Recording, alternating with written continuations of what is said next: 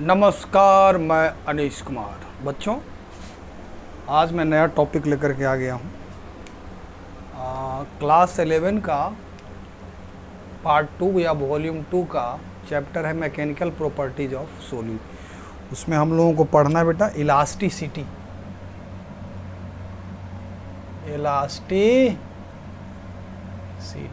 ये है क्या? इलास्टिक तो आप लोग वर्ड सुने होंगे। क्यों सुने होंगे भैया? कॉलिजन में हम पढ़ाए थे इलास्टिक कॉलिजन। क्या नहीं पढ़ाए थे क्या? Elastic collision, in elastic collision, perfectly in elastic collision. तो उसमें अगर आप लोग मेरा वीडियो ध्यानपूर्वक देखे होंगे तो उसमें हम क्या बताए थे? इलास्टिक कॉलिजन के दरमियान लीनियर मोमेंटम तो हर कॉलिजन के दरमियान कंजर्व रहता है, लेकिन इलास्टिक कॉलिजन के दरमियान काइनेटिक एनर्जी भी कंजर्व रहता है।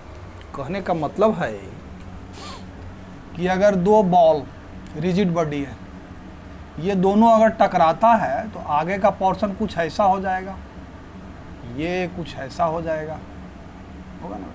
थोड़ा सा गड़बड़ बन गया, ये ऐसा कुछ हो जाएगा दो बॉल जब टकराएगा तो जो पॉइंट ऑफ या सरफेस ऑफ जो कांटेक्ट है वो क्या होता है? डिफॉर्म होता है। डिफॉर्म का मतलब क्या हो गया बेटा? डिफॉर्म का मतलब हुआ कि जैसे हमारा हाथ का शेप ऐसा है, हम इसको पिच दिया, देखो इसको दबा दिया तो कैसा हो गया? इसको क्या बोलेंगे? डिफॉर्म कर गया। तो ये डिफॉर्म होता है। लेकिन इलास्टिक कॉलिजन में क्या होता था कि जब ये अलग होगा दोनों तो अपना शेप साइज, जितना शेप साइज में था उतना शेप साइज में होगा, और ये दोनों बॉल में हीट डेवलप नहीं होगा। कहने का मतलब जैसे दो आयरन बॉल को आप कोलाइड करिए, 5 बार कोलाइड करवाइए ना, दोनों आयरन बॉल गर्म हो जाएगा। लेकिन अगर इलास्टिक कॉलिजन हो रहा है तो दोनों बॉल गर्म नहीं होना चाहिए। कहने का मतलब जो दोनों का इनिशियल कॉलिजन के पहले जो काइनेटिक एनर्जी है बेटा, वो कॉलिजन के बाद भी वही रहेगा। अब आप कहेंगे सर कॉलिजन पढ़ा रहे हैं कि इलास्टिसिटी पढ़ा रहे हैं? तो इसी से इसको हम समझ सकते हैं। ठीक है बेटा? तो मटेरियल जो होता है कोई भी, वो दो तरह का हो सकता है, 3 तरह का कह लीजिए बेटा, 3 तरह का कह लीजिए। एक हो जाएगा इलास्टिक मटेरियल। कैसा हो जाएगा बेटा? दूसरा होगा इन इलास्टिक मटेरियल। समझिएगा जरा ध्यान से। अब आप सोचिए कि बुकवा में तो कुछ और ढंग से लिखा हुआ है, सर तो कुछ और। एक हो गया परफेक्टली इन इलास्टिक मटेरियल। कैसा बेटा? परफेक्टली। अभी तीनों को हम लोग समझेंगे और इसी तीनों का अध्ययन हम इस टॉपिक में मैकेनिकल प्रॉपर्टीज ऑफ सॉलिड में हम लोग करेंगे। ठीक है बेटा? अब इसके बाद आगे बढ़ते हैं। आगे कहाँ बढ़ते हैं? यहीं रहेंगे, आगे कहाँ भाग के जाएंगे? गर्मी इतना बढ़ गया है। गर्मी में थोड़ा ध्यान दीजिए। चिड़िया उड़िया के लिए जिसका घर उजाड़े हैं हम लोग, उसके लिए घर के आगे पानी एक कटोरी में रखिए, या घर के बालकोनी में या कहीं पानी रखिए, थोड़ा दाना भी रखिए। बेटा जहाँ हम आप आज रह रहे हैं ना, वहाँ पर कभी किसी चिड़िया का वास होगा, किसी पशु पक्षी का वास होगा, वहाँ पेड़ पौधा होगा, वहाँ हो सकता है नदी गुजरती होगी। सबको ख़त्म कर दिए हम लोग। उसका भुगतान आज 55 डिग्री सेल्सियस 65 डिग्री सेल्सियस जो चल रहा है ना बेटा, अभी फ्लोट कर रहा है, बहुत गर्मी है, बहुत गर्मी है।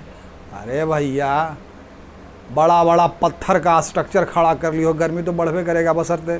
बहरहाल इस पर हम लोग चर्चा विशेष न करते हैं, पढ़ाई पर आ जाते हैं। इलास्टिक मटेरियल, जैसे किसी रिजिड बॉडी को, किसी रिजिड सॉलिड को, मान लेते हैं कि एक हम आयरन रोड ले लिया, आइए एक वाल है, इसमें हम इसको ज्वाइंट कर दिए हैं, फिक्स ज्वाइंट। इसको क्या किया बेटा? फिक्स ज्वाइंट कर दिया। जब हम आपको रोटेशनल डायनामिक्स पढ़ा रहे थे तो उसमें एक डेफिनेशन दिए होंगे रिजिड बॉडी का। उसमें बोले होंगे कि अगर किसी सॉलिड बॉडी के दो पार्टिकल के बीच का डिस्टेंस ड्यूरिंग सब्सिक्वेंट मोशन के दरमियान अगर बेटा चेंज नहीं करे तो हम क्या बोलते थे कि वो रिजिड बॉडी है ना? फोर्स लगाए और दोनों पॉइंट या पार्टिकल के बीच का डिस्टेंस अगर चेंज ना करे तो हम लोग क्या कहते थे? वो रिजिड बॉडी है। उसी में हम बताए होंगे कि अगर इधर एक वेलोसिटी, इधर एक तो उसके एलोंग जो कंपोनेंट होगा और रिलेटिव वेलोसिटी क्या हो जाएगा, उसका जीरो हो जाएगा। ये सब समझाए होंगे हम, अगर भूल गए हैं तो जा करके वो वीडियो देख लीजिए। तो इसको क्या बोलते थे हम लोग बेटा, रिजिड बॉडी। चलिए ठीक है, रिजिड बॉडी हो गया। लेकिन एक्चुअल में अगर हम इस आयरन या स्टील रोड जो भी है इस मटेरियल के ऊपर इधर फोर्स लगा दें, क्या लगा दें बेटा, फोर्स लगा दें, तो कम फोर्स अगर लगाइएगा तो कोई प्रभाव नहीं पड़ेगा। लेकिन अगर ये फोर्स को हम बढ़ाते जाएं तो पाते क्या है कि ये जो लेंथ है रोड का, ये क्या हो जाता है बेटा, एक्सटेंड कर जाता है, थोड़ा बढ़ जाता है। और बढ़ाते जाएं तो ये क्या होगा, रोड कहीं ना कहीं से ये क्या होगा, ये टूट भी सकता है बेटा। तो कहने का मतलब जो हम वहाँ डेफिनेशन दे दिए थे कि दो पॉइंट के बीच का डिस्टेंस क्या होगा, वो कांस्टेंट रहेगा रिजिड बॉडी के लिए। तो क्या हो गया यहाँ पर बेटा, ब्रेक कर गया, कांस्टेंट तो रह नहीं रहा है। फोर्स अप्लाई किए तो लंबा भी हो रहा है, टूट भी जा रहा है, तो दो पॉइंट के बीच का। यानी कि अब उस डेफिनेशन को थोड़ा सा यहाँ पर क्या करना पड़ेगा, भूलना पड़ेगा, छोड़ना पड़ेगा। यहाँ जब हम मैकेनिकल प्रॉपर्टीज ऑफ सॉलिड पढ़ेंगे तो वो डेफिनेशन को गलत मानना पड़ेगा। गलत तो था ही, मतलब फिर भी रिजिड बॉडी के लिए हम लोग उसमें क्या था बेटा कि ये जो है एक्सटर्नल फोर्स के तुलना में जो इसके ऊपर ड्रैग लग रहा है या जो कुछ लग रहा है, या फिर इधर अगर हम फोर्स लगाएं F1 इधर F2, तो ये जो फोर्स हम लगा रहे थे लार्ज अमाउंट का लगा नहीं रहे थे, छोटा मोटा अमाउंट का लगा रहे थे। ये भी छोटा मोटा अमाउंट, ये फ्रिक्शनल फोर्स भी कम लग रहा है, तो ये एक्सेलरेशन में हो जाता था। यहाँ हम इसको बेटा फिक्स कर दिए तो ये मूव तो कर नहीं सकता। तो हम जो ये फोर्स लगा रहे हैं वो कुछ तो करता होगा इसके अंदर, इस मटेरियल के अंदर माइक्रोस्कोपिक लेवल पर कुछ तो होता होगा। एक्सपेरिमेंट जब आप कॉलेज में जाइएगा बेटा, जब करिएगा तो हम लोगों को एक वायर दे दिया जाता था, अब उसका स्ट्रेंथ निकालना, इसका ब्रेकिंग स्ट्रेंथ निकालिए, इसका अल्टीमेट स्ट्रेंथ निकालिए, इसका यील्ड पॉइंट निकालिए, ये सब कैलकुलेट। तो उसमें क्या पाते थे कि जब ये फोर्स को बढ़ाते जाते थे तो ये ऑटोमेटिक वायर जो ये स्टील रोड कहिए, वायर कहिए, जो कहिए, ये हॉट हो जाता था। ये क्या हो जाता था बेटा, हॉट। मतलब ये है कि ये फोर्स लगाने के दरमियान इसके मॉलिक्यूल्स के बीच, ये जो मटेरियल है ये मॉलिक्यूल्स या एटम्स से बना हुआ होगा, है ना। तो जो मॉलिक्यूल्स है इस मटेरियल का वो कुछ ना कुछ तो कर रहा है, या तो ज़्यादा ज़ोर ज़ोर से वाइब्रेट करने लगा, बात समझ में आ रही है, या तो ज़्यादा ज़ोर ज़ोर से क्या करने लगा, वाइब्रेट करने लगा, या फिर आपस में उसका बहुत कॉलिजन हो रहा है, आपस में मॉलिक्यूल्स के बीच कॉलिजन हो रहा है, इसका मतलब तभी तो ये हॉट हो जाता था। ठीक है, तो कुछ इसके अंदर प्रोसेस होता है माइक्रोस्कोपिक लेवल पर। माइक्रोस्कोपिक लेवल पे क्या होता है, तो जैसे ही हम इसके ऊपर फोर्स लगाएंगे तो इसका एक सेक्शन बाहर निकाल लो, इसका क्या निकाल लो बेटा, क्रॉस सेक्शन निकाल लो बाहर। इधर हम फोर्स लगाए एक्सटर्नल, तो न्यूटन थर्ड लॉ से बेटा अगर ये मोशन में नहीं है तो नेट फोर्स इस सेक्शन के ऊपर क्या होगा बेटा, जीरो होगा। तो इधर भी कोई एक फोर्स डेवलप किया होगा। ये जो डेवलप किया इंटरनल फोर्स किसका अपोज करने के लिए, इस एक्सटर्नल फोर्स का अपोज करने के लिए जो इंटरनल फोर्स ये डेवलप हुआ, इस फोर्स को हम लोग बोलते हैं रीस्टोरिंग। कौन सा फोर्स बोलते हैं, रीस्टोरिंग फोर्स। कंप्यूटर चलाते हैं, हाँ, तो कंप्यूटरवा में देखते हैं जब कुछ खराबी हो जाता है तो क्या करते हैं, कंप्यूटरवा को रीस्टोर कर दो। तो रीस्टोर का मतलब क्या होता है, वहाँ पढ़िएगा डेफिनेशन उसका लिखा हुआ होगा डिटेल में, कि रीस्टोर का मतलब हुआ कि 2 घंटा पहले, 4 घंटा पहले, या 1 दिन पहले, 2 दिन पहले, वो पॉइंट हमको डेट टाइम सब डालना पड़ता है, उस डेट टाइम में जैसा आपका सिस्टम था उस स्थिति में ले आएगा। तो यहाँ भी रीस्टोरिंग फोर्स का काम क्या है, अगर हम इसको खींच करके थोड़ा सा लंबा कर दिए, ये एक्सटर्नल फोर्स अगर हम हटा लें तो ये जो रोड है अपना क्या है, ओरिजिनल पोजीशन को क्या कर लेगा, रीस्टोर कर लेगा। ये क्या कर लेगा बेटा, अपने ओरिजिनल पोजीशन को क्या कर लेगा, रीस्टोर कर लेगा। इसलिए जो इंटरनल फोर्स डेवलप करता है ये एफ एक्सटर्नल, ये इसको एफ आर कर दीजिए तो थोड़ा अच्छा लगेगा, कहेंगे हाँ भाई रीस्टोरिंग हुआ। ये एफ आर, ये एक्सटर्नल हो गया। ये एफ आर जो है रीस्टोरिंग फोर्स जो है, ये क्या करेगा, इस रोड का जो ओरिजिनल शेप एंड साइज है उसमें इसको ले आएगा। बात समझ में आ रही है, कन्फ्यूजन है तो तो कमेंट बॉक्स में डाल करके पूछिए कि सर यहाँ कंफ्यूज हो गए। ठीक है, अब देखिए बेटा एक पॉइंट यहाँ पर हम क्लियर कर दें, ये जो फोर्स है कोई ज़रूरी नहीं है कि इसके लेंथ के अलोंग ही लगे, ये हो सकता है कि सर्टेन एंगल पर भी हो सकता है। बात समझ में आ रही है? हो सकता है फोर्स यहाँ नहीं लगा के इधर से लगा रहे, इधर से लगा रहे, इधर से धक्कम पेल इधर से भी ठूस ठास रहे हैं। फोर्स किधरों से हो सकता है, किधर से भी हो सकता है, किसी भी डायरेक्शन से हो सकता है। ठीक है, और ये डिफॉर्मेशन जो इसमें आ रहा है, डिफॉर्मेशन मतलब उसके डायमेंशन में चेंज, लेंथ में चेंज हो गया, या एरिया में चेंज हो गया, या वॉल्यूम ही चेंज हो गया। तो डायमेंशन चेंज जो हो रहा है, इसका जो डायमेंशन इस मटेरियल का जो चेंज हो रहा है, इस एक्सटर्नल फोर्स के कारण हो रहा है। बात समझ में आई? और जो डायमेंशन में चेंज हो रहा है उसको हम लोग क्या बोलते हैं? डिफॉर्मेशन। थोड़ा सा शब्द वगैरह यहाँ पर कुछ इंट्रोड्यूस किया गया है, डिफॉर्मेशन।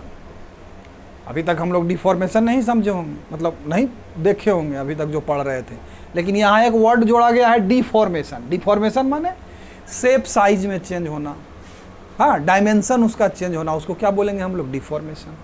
तो जैसे ही हम एक्सटर्नल फोर्स अप्लाई करेंगे उसके ठीक अपोजिट डायरेक्शन में एक इंटरनल फोर्स डेवलप होता है उस मटेरियल के अंदर। उस इंटरनल फोर्स को हम लोग क्या बोलते हैं? रीअस्टोरिंग फोर्स। रीअस्टोरिंग फोर्स का काम क्या है? जैसे ही हम लोग बाहर वाला हटाएंगे, रीअस्टोरिंग फोर्स उसको क्या करेगा? अपना ओरिजिनल शेप और साइज में ले आएगा। लेकिन अब आप लोग मन में सोच रहे होंगे कि आए सर इसको खींच करके बहुत ज़्यादा लंबा कर दें और छोड़ दें, तब कहाँ मैंने वो ओरिजिनल शेपवा में आ जाएगा? नहीं आएगा, या आ भी सकता है, ये कहना मुश्किल है। आगे इस पर हम चर्चा करेंगे। बेटा अब इसको ज़रा सा हम लोग माइक्रोस्कोपिक लेवल पे देखते हैं कि जब हम एक्सटर्नल फोर्स इसके ऊपर लगाते हैं, इस मटेरियल के ऊपर, तो माइक्रोस्कोपिक लेवल पे होता क्या है।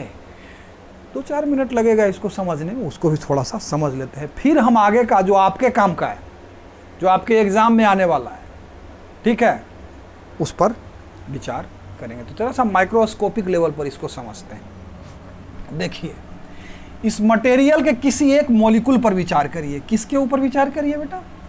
मटेरियल के किसी एक मॉलिक्यूल के ऊपर विचार करते हैं। चलो एक मॉलिक्यूल हम ले लिया, ये टनाटन ले लिया। बहुत सारा मॉलिक्यूल, इनफाइनाइट तो ना कहें, लेकिन लार्ज नंबर ऑफ मॉलिक्यूल से बना हुआ होगा वो मटेरियल, बना हुआ होगा ना, इतना तो समझ में आ रहा है। अब ये जो मॉलिक्यूल है, ये क्यों स्टेबल है बेटा? जैसे अभी हम मटेरियल के अंदर घुसे तो मॉलिक्यूल से बना हुआ है ना। अब मॉलिक्यूल किस चीज से बना हुआ है? तो एटम से बना हुआ होगा। एटम किस चीज से बना हुआ है? तो इलेक्ट्रॉन, न्यूट्रॉन और प्रोटॉन। सबसे पहले मॉलिक्यूल के स्टेबिलिटी के ऊपर विचार करते हैं। बात समझ में आ रही? मॉलिक्यूल के स्टेबिलिटी के ऊपर। ये मॉलिक्यूल क्यों स्टेबल है? तो इंटरमॉलिक्यूलर फोर्स के कारण। नहीं समझ में आ रही बात? इंटरमॉलिक्यूलर फोर्स के कारण। अब इंटरमॉलिक्यूलर फोर्स क्या होता है भैया? अच्छा, inter atomic force, sorry, inter atomic force के कारण, है ना। ये मॉलिक्यूल क्यों स्टेबल है? इंटर एटॉमिक फोर्स के कारण। वो क्या होता है? तो आप बॉन्ड पढ़े होंगे, केमिस्ट्री में आप पढ़े होंगे, कौन कौन बॉन्ड होता है? Ionic bond, covalent bond, coordinate bond, ये सब होता है ना। तो अब डिपेंड करेगा कि कैसा बॉन्ड है, ये कैसा बॉन्ड है। सॉलिड में भी 3-4 तरह का बॉन्ड होता है। मेटालिक बॉन्ड होता है, कोवैलेंट बॉन्ड होता है, आयोनिक बॉन्ड होता है, मॉलिक्यूलर बॉन्ड होता है। इस सबको अगर डिटेल में पढ़ना है तो केमिस्ट्री में आप पढ़ सकते हैं, उतना डिटेल में जाने का यहाँ ज़रूरत बच्चा नहीं है। तो ये मॉलिक्यूल क्यों स्टेबल है बेटा? इंटर एटॉमिक फोर्स के कारण। एटॉम क्यों स्टेबल है बेटा? तो इलेक्ट्रॉन, अच्छा ये एटॉम क्यों स्टेबल है? तो इलेक्ट्रॉन और इलेक्ट्रॉन के बीच के फोर्स के कारण, इलेक्ट्रॉन और न्यूक्लियस के बीच के फोर्स के कारण। न्यूक्लियस क्यों स्टेबल है? तो न्यूक्लियर स्टेबल है न्यूक्लियर फोर्सेस के कारण, उसको बोलते हैं स्ट्रॉन्ग फोर्स भी उसको बोलते हैं। अब न्यूक्लियर फोर्स क्या होता है बेटा? तो न्यूट्रॉन के बीच फोर्स लगता है, उसमें प्रोटॉन के बीच में फोर्स लगता है, प्रोटॉन न्यूट्रॉन के बीच में फोर्स लगता है। नहीं तो छोटा सा स्पेस में वो क्यों स्टेबल रहेगा? है 10 टू द पावर पता नहीं -15 मीटर या 17 मीटर, ये एग्जैक्ट हम वैल्यू नहीं बोल रहे होंगे, न्यूक्लियस का ही डायमीटर होता है, साइज होता है। और उतना जगह में वो स्टेबल क्यों होता है? तो न्यूक्लियर फोर्स के कारण, उसको स्ट्रॉन्ग फोर्स भी बोलते हैं, तो उसके कारण स्टेबल है। लेकिन हमको इस सब में अभी नहीं जाना है, हमको समझना है कि अब हम एक्सटर्नल फोर्स लगा रहे हैं अगर मटेरियल के ऊपर, तो इस मॉलिक्यूल में क्या परिवर्तन, चूल-मूल परिवर्तन होगा। तो देखो बेटा, ये मॉलिक्यूल यहाँ अकेले नहीं है, इसका पड़ोसी मॉलिक्यूल भी इधर होगा, इसका इधर होगा, इसका इधर होगा, इधर होगा, इधर होगा, हर तरफ भरल होगा, ठीक है। लेकिन हम कंसीडर किए हैं सिर्फ एक मॉलिक्यूल। अब बेटा एक बात याद रखना कि नेचर का ये रूल है, प्रकृति का ये नियम है कि कोई भी हो ऑब्जेक्ट, वो लिविंग हो या नॉन लिविंग हो, सजीव हो या निर्जीव हो, वो हमेशा चाहता है कि हमारा जो एनर्जी है, टोटल एनर्जी, वो क्या हो, मिनिमम। जैसे कि अगर हम लोग दौड़ रहे हैं तो दौड़ना पसंद करोगे, दिन भर दौड़ते रहोगे, नहीं ना, चाहोगे कि रुक जाए। अब जब रुक गए और खड़े हो तो चाहोगे कि अब हम लेट जाएं। अब लेटने के बाद भी तुम चाहोगे कि अब हम क्या करें, अब हम सो जाएं। बात समझ में आ रही, नहीं आ रही? ये नेचर का रूल है। अब आप इसको इस तरह से मत समझिएगा कि ग्रेविटी के कारण हो रहा है, नहीं, इसको ये समझिए जैसे पहाड़ पे चढ़ने में बड़ा तकलीफ होता है। क्यों? क्योंकि हमारा और अर्थ का जो ग्रेविटेशनल पोटेंशियल एनर्जी है वो बढ़ रहा है, और नेचर का रूल है कि अपना एनर्जी बढ़ाओ नहीं भैया, घटाओ उसको। तो ये जो हमारा मॉलिक्यूल है बेटा, ये इस मटेरियल में इस पोजीशन पे होता है, कोई भी मॉलिक्यूल एक ले लो, इस पोजीशन पे होता है जहां इसका जो पोटेंशियल एनर्जी है वो क्या हो बेटा, मिनिमम से मिनिमम, मिनिमम एकदम क्या हो बेटा, मिनिमम हो। और दूसरा बात, जहां पर इसके ऊपर नेट फोर्स क्या हो, जीरो हो। अगर इसके पोटेंशियल एनर्जी और ये डिस्टेंस के बीच का अगर ग्राफ हम खींचे तो ग्राफ कुछ बेटा ऐसा आ जाता है, ठीक है। ये यहाँ पर देखो स्लोप, अगर ये u वर्सेस r है तो अगर आप मेरा क्लास अटेंड किए होंगे पोटेंशियल एनर्जी का, तो हम क्या उसमें बताए थे कि F बराबर क्या होता है, माइनस du बटा dr। अब du बटा dr कहाँ जीरो है, यहाँ पर जीरो है, मतलब du बटा dr कहाँ जीरो है, मतलब नेट फोर्स कहाँ पर है, यहाँ पर ना, टेंजेंट जीरो है। बटा du बाई dr क्या है, स्लोप, नहीं है स्लोप, du बटा dr यहाँ पर जो टेंजेंट खींचे उसका क्या है, स्लोप है। तो मान लेते हैं कि यहाँ r नोट पर हमारा क्या है, स्लोप क्या है, जीरो है। तो ये r नोट जो पोजीशन आप कहोगे, ये r नोट क्या है सर, तो दो मॉलिक्यूल के बीच का डिस्टेंस, और वह डिस्टेंस ये है जिसपे इसका पोटेंशियल एनर्जी क्या होगा, इस मॉलिक्यूल का मिनिमम होगा, और नेट फोर्स ऑब्वियसली क्या होगा, इस पॉइंट पर जीरो होगा।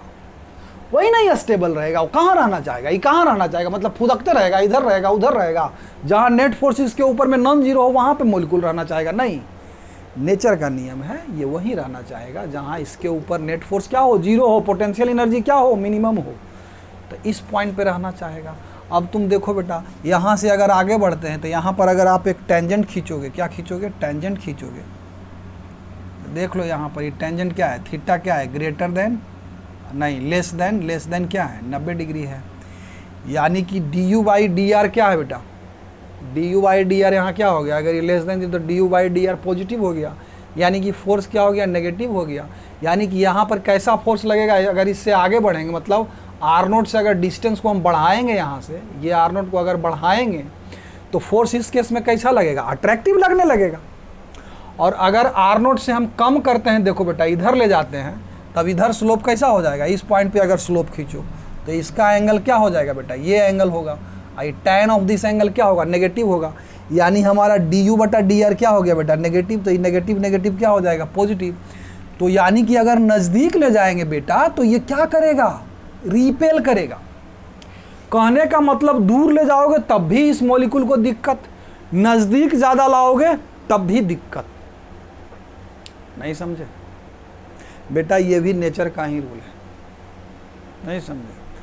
अब गर्लफ्रेंड है, बॉयफ्रेंड है, अगर बहुत ज़्यादा दूर हो गया तब भी रोता धोता है, हाय हाय क्या हो गया, कैसे करके रहेंगे डार्लिंग। अब बहुत ज़्यादा नज़दीक आ गया तब भी दिक्कत, मारा पीटी लड़ाई झगड़ा सब होने लगता है। तो ये नेचर का नियम है बेटा। ये मॉलिक्यूल का भी कहानी वही है, इस मॉलिक्यूल को अगर इससे दूर ले जाओगे तो अट्रैक्शन होगा दोनों के बीच में, मतलब ये इसको खींचना चाहेगा, कहेगा ना ना दूर ना जाओ भैया, नज़दीके रहो। और अगर इससे ज़्यादा नज़दीक लाओगे तो भी इसको दिक्कत, तब इसको रिपेल करने लगता है। कहने का मतलब है बेटा, ये मोलिकुल जिस पोजीशन पे है इसी पोजीशन को ये क्या करना चाहता है, मेंटेन करना चाहता है। अब आगे बढ़ते हैं। अब मान के चलो ये सेक्शन यहाँ पर हम एक्सटर्नल फोर्स लगाए, तो ये मोलिकुल्स के बीच का जो डिस्टेंस है बेटा वो क्या हुआ, बढ़ेगा ना। खींच रहे हो तो मोलिकुल्स के बीच का डिस्टेंस बढ़ेगा। अब जैसे ही ये डिस्टेंस बढ़ा तो ये इसको खींचना शुरू कर दिया, जो भी यहाँ मोलिकुल है सब के ऊपर इधर खिंचाव शुरू हुआ। यही खिंचाव का रिजल्टेंट का हम नाम क्या दिए थे उस वक्त, रीस्टोरिंग फोर्स डेवलप हो गया। ये रीस्टोरिंग फोर्स डेवलप हो गया। बात समझ में आ रही है? इसको अगर आप रेसनिक हेलिडे पढ़ेंगे, बाकी तो फिर सब बुक में यही चीज़ एग्जाम्पल दिया है। इसको बोलता है कि आप इस तरह से समझ सकते हैं कि दो जो मोलिकुल है वो कौची से जुड़ा हुआ है बच्चा, स्प्रिंग से जुड़ा हुआ है। अगर आप इसको इससे ज़्यादा कंप्रेस करिएगा तब इसको रिपेल करेगा, अगर इसको इधर बाहर खींचिएगा तो स्प्रिंग क्या होगा बच्चा, इलोंगेट होगा। पढ़ाया स्प्रिंग के बारे में भी। इलोंगेट जब होगा स्प्रिंग तो क्या करेगा, स्प्रिंग अपना नेचुरल लेंथ में आना चाहेगा तो उसको खींचेगा मोलिकुल को। तो मुझे लगता है कि अब यह स्पष्ट है कि जब एक्सटर्नल फोर्स लगाते हैं, जब एक्सटर्नल फोर्स लगाते हैं तो इंटरनल फोर्स इसके अंदर क्यों डेवलप होता है और वो क्या करना चाहता है। वो करना कुछ नहीं चाहता, वो चाहता है कि मोलिकुल जो अपने इक्विलिब्रियम पोजीशन से, अस्टेबल इक्विलिब्रियम उसको बोलते हैं, अस्टेबल इक्विलिब्रियम पोजीशन से जो डिस्टर्ब हो गया वो क्या करे, अपने अस्टेबल इक्विलिब्रियम पोजीशन पे आ जाए। अस्टेबल इक्विलिब्रियम, न्यूट्रल इक्विलिब्रियम और उसको क्या बोलते हैं, अनस्टेबल इक्विलिब्रियम। 3 तरह का इक्विलिब्रियम ये भी पढ़ाएं पोटेंशियल एनर्जी जब पढ़ा रहे थे। सारा वीडियो देखिए मेरा। हाँ, अब आप आज है हम इक्विलिब्रियम थोड़े ना पढ़ा रहे हैं आपको। तो ये मोलिकुल कहाँ रहना चाहता है, स्टेबल इक्विलिब्रियम पोजीशन पे। अगर आप एक्सटर्नल फोर्स अप्लाई करिएगा तो ये मोलिकुल का जो इक्विलिब्रियम पोजीशन है उससे वो डिस्टर्ब हो जाता है, या तो लेफ्ट जाएगा। अगर कंप्रेस कर रहे हैं यहाँ, ये खींचने के बजाय अगर हम फोर्स इसको दबाने वाला लगाएंगे तो ये दो मोलिकुल के बीच का डिस्टेंस क्या होगा, घटेगा। तभी यहाँ हम एक्सप्लेन किए बेटा कि अगर घटेगा तो ये रिपेल करेगा, तो ये बाहर ठूसना चाहेगा। अगर ये अंदर की तरफ हम ठूसेंगे, दबाएंगे, तो ये बाहर धक्का मारेगा, है ना। तो बाहर धक्का मारेगा तो जो हमारा रीस्टोरिंग फोर्स है वो किधर लगेगा, बाहर की तरफ। यानी कि अगर हम थोड़ा सा छोटा कर दें, मटेरियल इलास्टिक है तो क्या करेगा, उसको जितना लेंथ था उतने पे ले आएगा। क्लियर है? ये माइक्रोस्कोपिक लेवल पर हम आपको बता रहे हैं। अब बेटा अगर इसमें कोई और भी दिक्कत है तो हम और डिटेल में इसको समझा सकते हैं, लेकिन आप लोग कमेंट बॉक्स में डालिए सर इसको और डिटेल में ले जाइए, इसको थोड़ा और बड़ा करिए।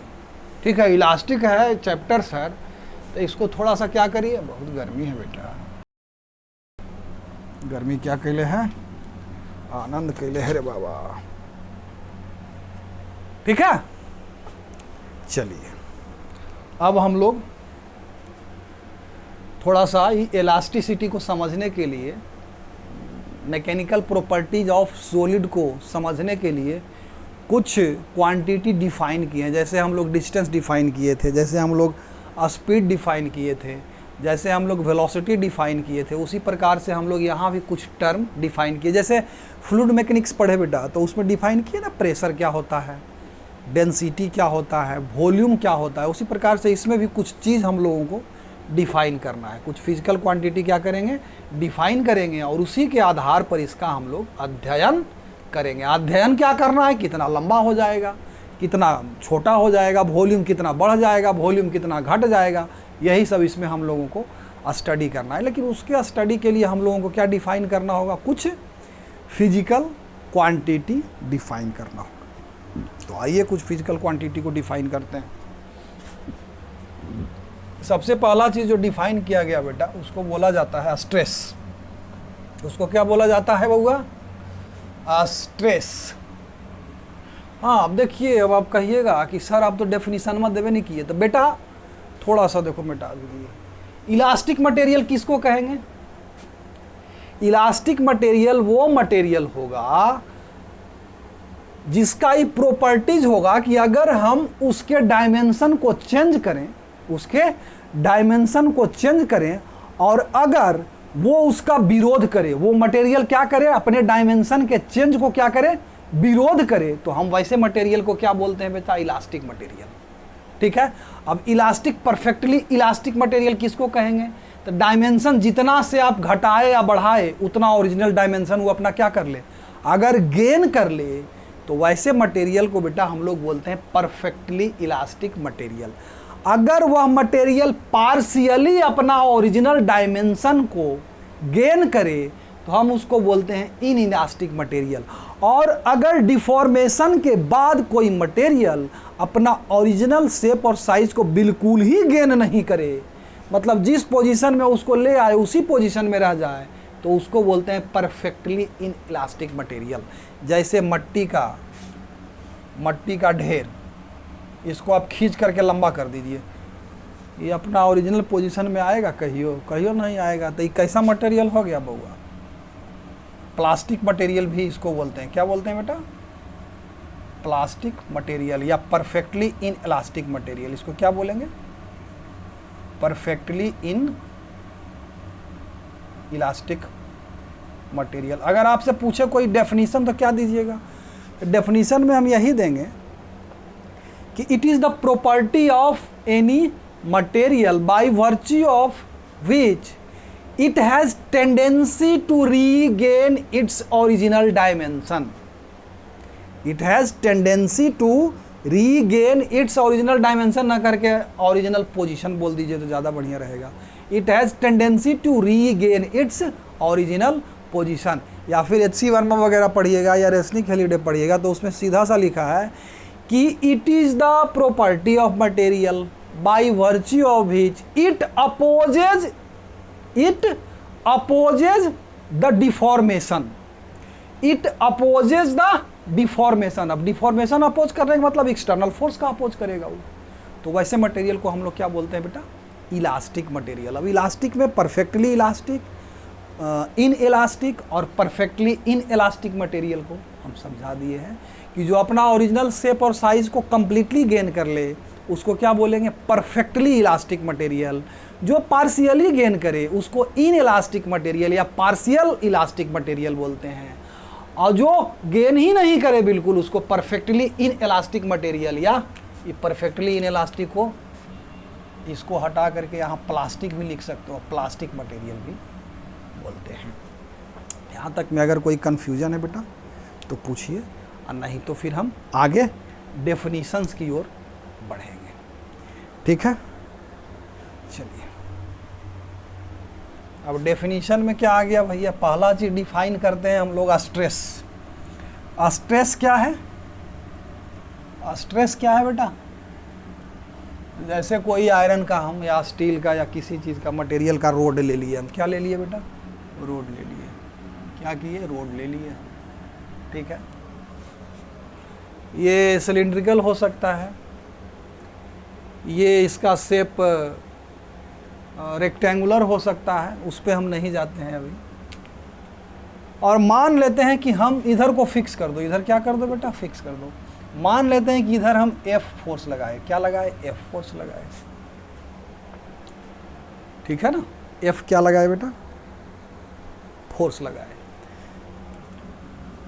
तो स्ट्रेस जो है डिफाइन किया गया है इसके लिए। स्ट्रेस कैसे डिफाइन किया गया?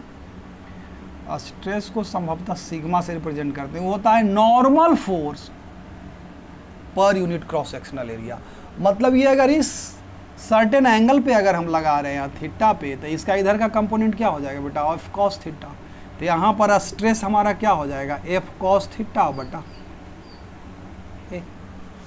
अब आप कहिएगा कि सर बुकवा में तो अलगे ढंग से लिखा हुआ था। बुकवा में लिखता है कि जो अप्लाइड फोर्स है वो नहीं, जो रीस्टोरिंग फोर्स है उसका नॉर्मल वैल्यू लेना है। मतलब रीस्टोरिंग फोर्स का normal component per unit surface area.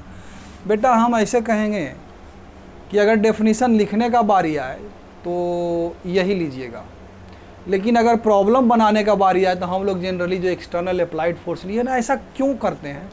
तो अगर हम इधर फोर्स लगा रहे हैं ना बेटा, तो इस अगर यहाँ पर एक स्मॉल क्रॉस सेक्शन हम कंसीडर करें तो इसके ठीक अपोजिट में रीस्टोरिंग फोर्स लगेगा। क्या लगेगा बेटा? ठीक है, नेट दोनों का क्या होता है? जीरो होता है। हमको डिफाइन ही तो करना है, तो एफ रीस्टोरिंग बराबर एफ है, तो ये इस तरह से डिफाइन कर देते हैं। लेकिन अगर आप बुक में पढ़िएगा एनसीईआरटी वगैरह में, तो उसमें लिखा है ये जो रीस्टोरिंग फोर्स जो डेवलप किया उसका नॉर्मल वैल्यू पर यूनिट, ये हमारा स्ट्रेस डिफाइन किया गया है। आप अगर लिखने का बारी आएगा तो यही लिखिएगा कि रीस्टोरिंग फोर्स का नॉर्मल कंपोनेंट, ठीक है, रीस्टोरिंग फोर्स का normal component per unit surface area is called stress. अब देखो बेटा, स्ट्रेस भी, स्ट्रेस को 3 पार्ट में डिवाइड किया गया है। ये जो स्ट्रेस यहां हम डिफाइन किए इसको बोलते हैं टेंजाइल। इसको क्या बोलते हैं? Tensile stress. ये खींच रहे हैं। अगर फोर्स ऐसा लगे कि ये जो मटेरियल है इसका क्या लेंथ को हम लोग क्या कोशिश कर रहे हैं बढ़ाने का, तो जो रीस्टोरिंग फोर्स डेवलप होगा वो क्या चाहेगा? लेंथ को घटाना, मतलब ओरिजिनल पोजीशन में आना चाहेगा। तो टेंजाइल स्ट्रेस क्या है? तो ये जो फोर्स लग रहा है खींचने वाला फोर्स जो इसको लंबा करना चाहता है, उसका normal component per unit surface area, पर यूनिट क्रॉस सेक्शनल एरिया। और इसके बाद अगर ये फोर्स इधर नहीं लग करके अब इधर लगा दिए, कंप्रेस कर रहे हैं, तो ये क्या हो जाएगा फिर? Compressive stress. तो ये भी हो जाएगा normal force per unit area, ठीक है। इसको कंबाइंडली बोलते हैं लॉन्गिट्यूडिनल स्ट्रेस। इसको क्या बोलते हैं बेटा? ये दोनों इसमें हो गया, टेंजाइल और कंप्रेसिव दोनों निकल गया इसमें, ठीक है, कोई दिक्कत इसमें? इसका करस्पॉन्डिंग एक और चीज़ डिफाइन किया गया है, समझते जाइएगा, बस डेफिनेशन है, जो बोल रहे हैं उसको, जो फार्मूला ये सब लिख रहे हैं उसको समझते जाइएगा। अब एक इसी के करस्पॉन्डिंग एक चीज़ डिफाइन किया गया, स्ट्रेन। स्ट्रेन क्या है भैया? तो अगर हम इसको खींच करके लंबा किए हैं तो जितना से इंक्रीज हुआ लेंथ, मान लेते हैं कि डेल्टा एल से इंक्रीज हो गया, और डिवाइडेड बाई ओरिजिनल लेंथ, ये क्या डिफाइन हो गया भैया? तो स्ट्रेन डिफाइन हो गया। Change in length per unit length, या फिर इसको फ्रैक्शनल चेंज इन लेंथ कह सकते हैं, क्योंकि चेंज भैया अगर कंप्रेसिव स्ट्रेस है, अगर कंप्रेसिव स्ट्रेस है तो लेंथ क्या होगा? डेल्टा एल क्या होगा बेटा? छोटा होगा, सॉरी डेल्टा एल नेगेटिव होगा। और अगर ये इलोंगेटिव स्ट्रेस है, कहने का मतलब टेंजाइल स्ट्रेस है, अगर टेंजाइल स्ट्रेस है तो लेंथ क्या होगा? ये डेल्टा एल क्या हो जाएगा? पॉजिटिव हो जाएगा। तो इसका करस्पॉन्डिंग स्ट्रेन ये हुआ फ्रैक्शनल चेंज इन लेंथ या फिर change in length per unit length, ठीक है। और यहाँ टेंजाइल स्ट्रेस क्या हो गया? तो रीस्टोरिंग फोर्स का normal component per unit cross sectional area. Compressive stress क्या हो गया? तो रीस्टोरिंग फोर्स का normal component per unit cross sectional area. अब देखो बेटा, हम जो ये मटेरियल है इसके ऊपर कोई ज़रूरी नहीं ना है कि लेंथवे के अलोंग या इसको लंबे खाली करें। ऐसा भी तो हो सकता है कि ऐसे करके रख दिया, ये मोटा सा है, क्या है? मोटा सा है, फोर्स यहाँ ऐसे लगा दिया, ये चीज़ हमारा क्या है? फिक्स है। ये क्या है? हमारा फिक्स्ड है।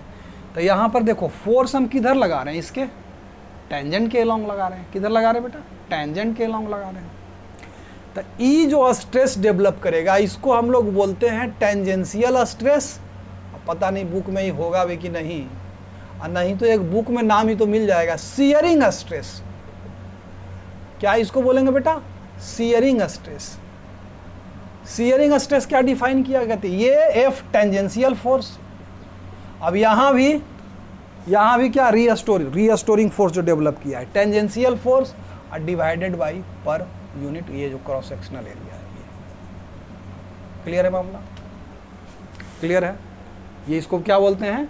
Shearing stress. अब इसको शियरिंग स्ट्रेस, हाँ सिंबलवा सब सीखने देते हैं, क्या देते हैं देख लीजिएगा बेटा। हाँ सिग्मा स्ट्रेस को तो सिग्मा से ही रिप्रेजेंट करते हैं। ये शियरिंग है तो इसमें सिग्मा एस लगा दो आप। ये क्या है? टेंजाइल है तो सिग्मा टी लगा दो कैपिटल, ठीक है। तो टेंजेंशियल फोर्स पर यूनिट क्रॉस सेक्शनल एरिया। अब इसका करस्पॉन्डिंग स्ट्रेन कैसे डिफाइन करेंगे? बेटा अगर इसके ऊपर फोर्स लग रहा है तो ये जो शेप है हमारा कुछ कैसा हो जाएगा, ऐसा हो जाएगा, ऐसा नहीं हो जाएगा क्या, ये वाला शेप हो जाएगा।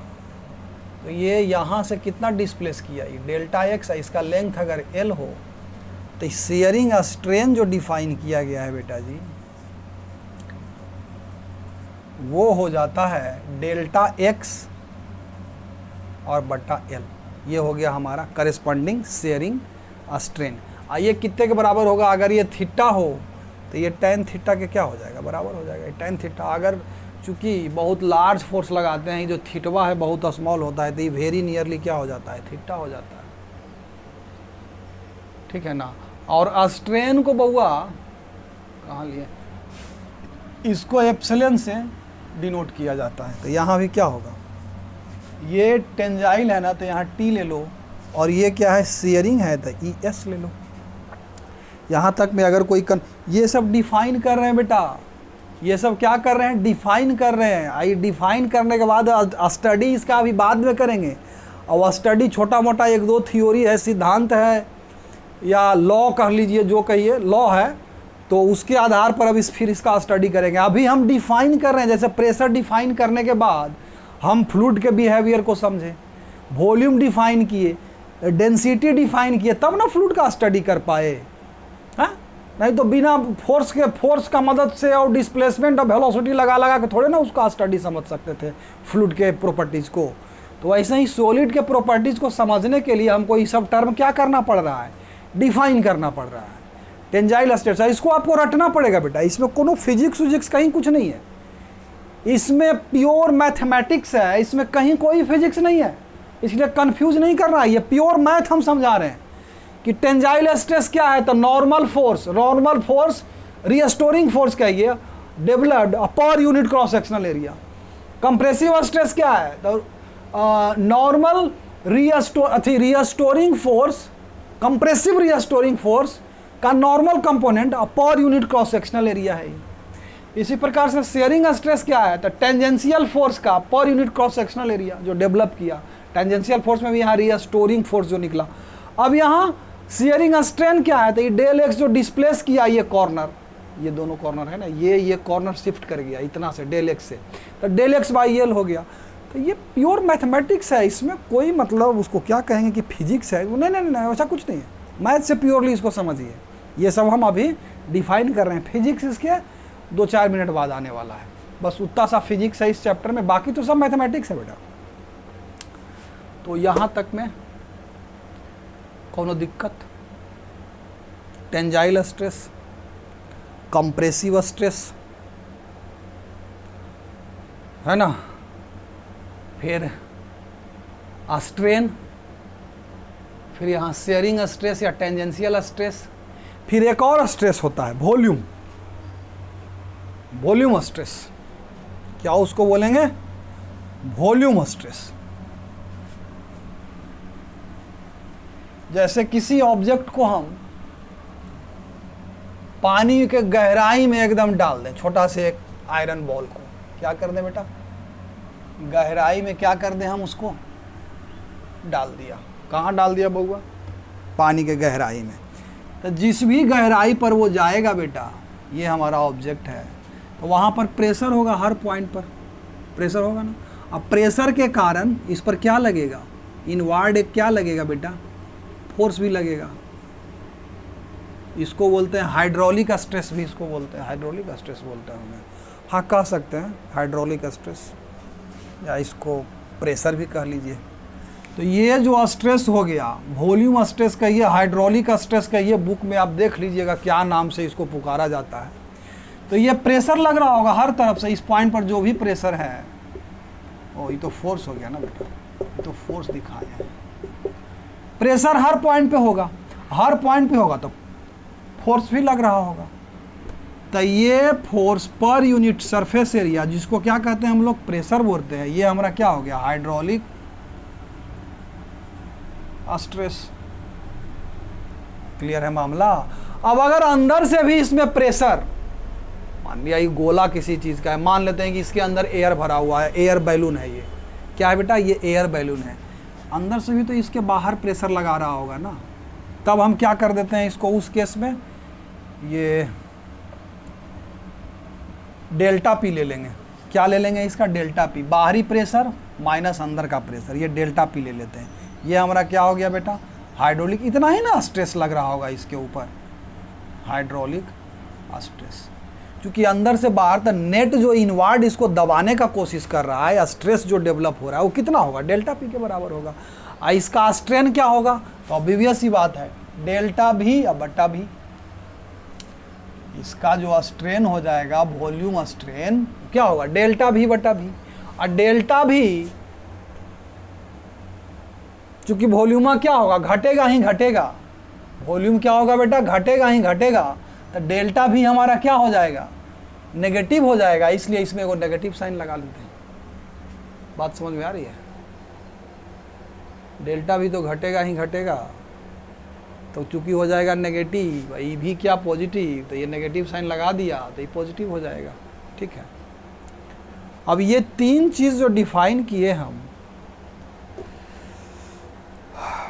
टेंजाइल स्ट्रेस, शियरिंग स्ट्रेस और हाइड्रोलिक स्ट्रेस या वॉल्यूम स्ट्रेस, और करेस्पॉन्डिंग सबका हम स्ट्रेन भी डिफाइन किए। यहाँ पर क्या है, change in volume per unit volume, वहाँ क्या था, change in length per unit length, वहाँ क्या था, तो डेल्टा एक्स बटा एल, ये सब डिफाइन किया। अब इसके बाद आते हैं बेटा फिजिक्स पे, इसके किस चीज़ पे आते हैं, फिजिक्स पे, जो कि बहुत सिंपल है, बहुत सिंपल है। और उसी एक सिंपल से फिजिक्स जो अभी लगाने वाले हैं, उसी पे पूरा ही टॉपिक ख़त्म होगा। ठीक है, इसमें कोई बड़ा चीज़ नहीं है, क्वेश्चन भी बहुत ज़्यादा इसे नहीं आता है, कभी कभार एक आध गो यूज इसका दूसरे जो और क्वेश्चन है उसमें यूज इसका आ सकता है, बाकी ऐसा कोनो सिंगल इसी के ऊपर क्वेश्चन आए ऐसा नहीं है।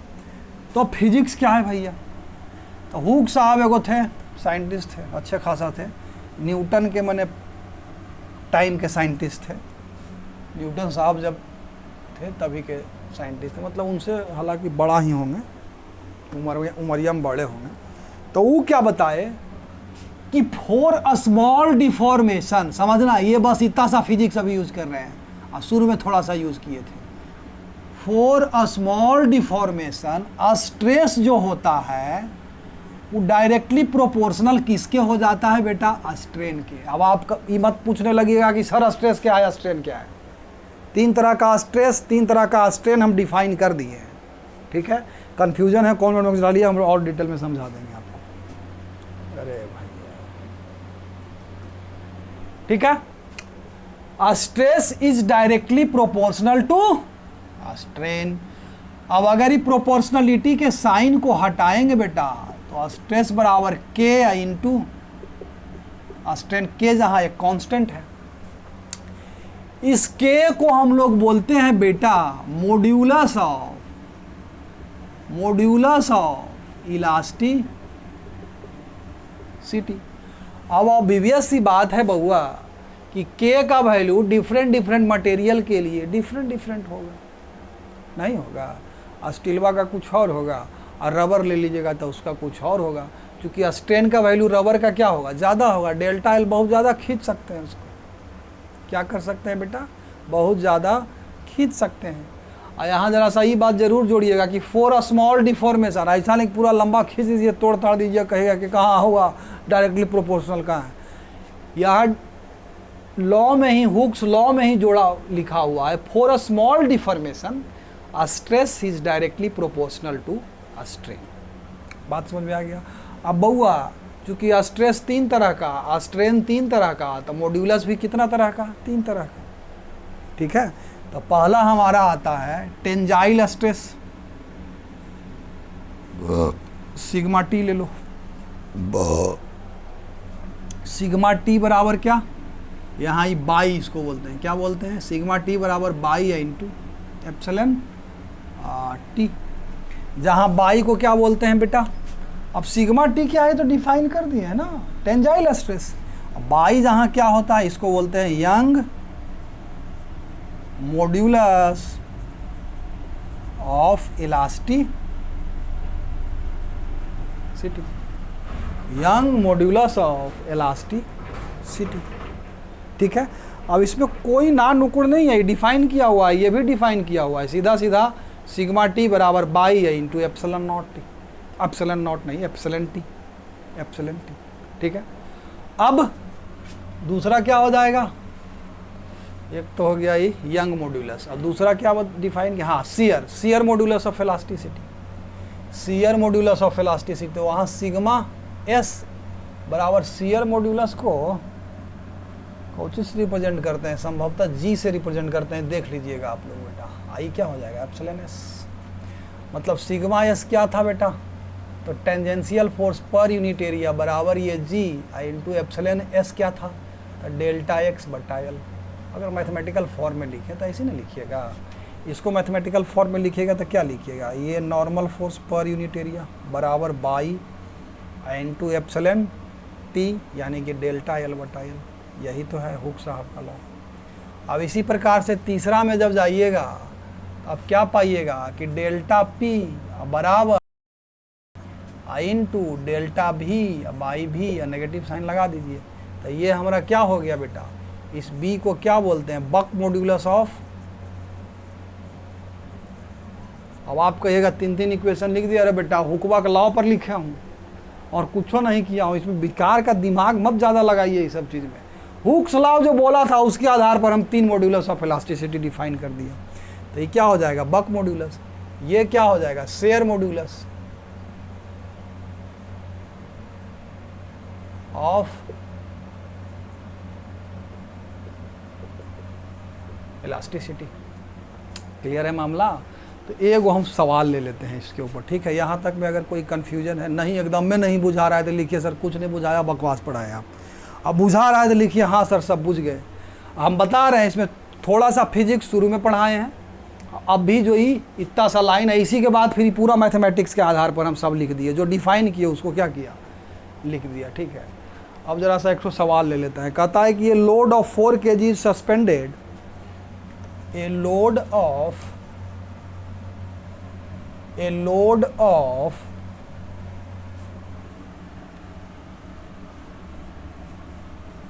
a load of 4 kg is suspended। चलिए बच्चों एक क्वेश्चन है इस पर, अभी तक जो सीखे हैं सिंपल सा क्वेश्चन है। कहता है load of 4 kg, a load of 4 kg suspended from a ceiling through a steel wire of length 20 metre. एक स्टील वायर है जिसका लेंथ क्या है बेटा 20 मीटर, मास कितना, लोड कितना उसके साथ कनेक्ट है, ऐसे ले लो ना स्टील वायर, यहाँ पर कुछ लोड इतना है 4 kg। ठीक, suspended from a ceiling through a steel wire of length 20 metre and radius 2 mm।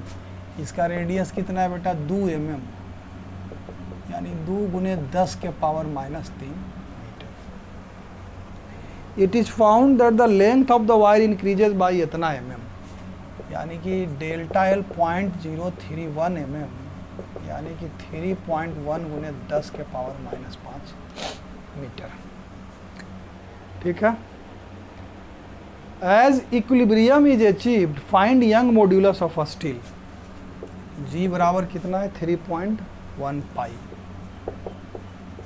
कहता है कि जब इक्विलिब्रियम रीच किया, मतलब जब ये इक्विलिब्रियम में आ गया वायर, तो इलोंगेशन कितना है, इतना है, तो यंग मॉड्यूलस इसका क्या है, सिंपल सा अभी जो बताए थे, सिग्मा टी टेंजाइल स्ट्रेस बराबर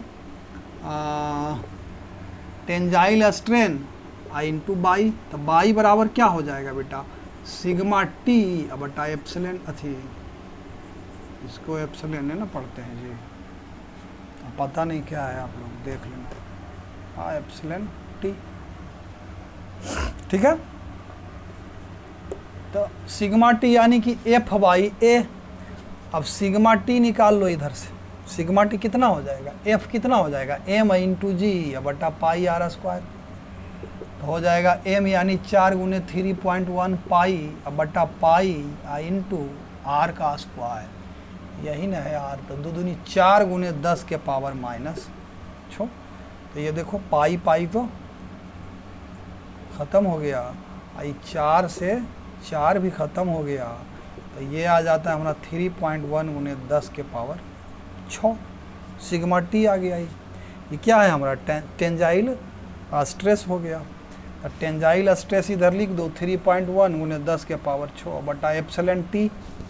एप्सिलॉन टी क्या हो जाएगा बेटा, डेल्टा एल तो 3.1 गुने 10 के पावर -5 बटा एल कितना है, हाँ 20 मीटर, तो 20। तो इसको इसमें डाल दो सीधा 3.1 गुने 10 के पावर -5 अब बट्टा 20, तो 20 तो चल जाएगा ऊपर। तो 3.1 से 3.1 ख़त्म हो गया, 6 5 11 और 1 12, यानी कि 2 गुने 10 के पावर 12 यंग मॉड्यूलस है। तो ये तो डायमेंशन लेस हो जाएगा। अरे भैया बहुत चीज़ हम छोड़ देते हैं बेटा। देखो स्ट्रेन तो डायमेंशन लेस होगा ना, ये स्ट्रेस का डायमेंशन क्या होगा, जो प्रेशर का डायमेंशन होता है, फोर्स पर यूनिट एरिया ही तो है। तो ये 2 गुने 10 के पावर 12 न्यूटन पर मीटर स्क्वायर। ठीक है, यही इसका आंसर हो जाएगा। बच्चों अब नेक्स्ट क्लास में हम लोग इसके ऊपर स्ट्रेस स्ट्रेन एक कर्व आता है, फिर स्ट्रेस स्ट्रेन कर्व फॉर क्या उसको बोलते हैं, रबर के लिए, stress strain curve for steel, ये सब के लिए। तो वो स्ट्रेस स्ट्रेन कर्व अगला क्लास में देखेंगे। और एक चीज़ और देखेंगे, पॉइसन रेशियो। ये कभी कभी घुसेड़ देता है, ये कभी कभी घुसेड़ देता है क्वेश्चन में, तो इसको भी देख लेंगे क्या है। सिंपल सा चीज़ है, पॉइसन साहब कुछ बताए ऐसी, जैसे ही हुक साहब बताए थे ना, वैसे ही पॉइसन साहब कुछ बताए हैं, तो उसके ऊपर भी थोड़ा सा डिस्कशन कर लेंगे और भर भर के फिर इसमें भी सवाल हम लोग बनाएंगे। ठीक है, तो आज के लिए बस इतना ही। अब आनंद करिए और उसके बाद नेक्स्ट क्लास में हम लोग फिर से मिलते हैं। Bye bye.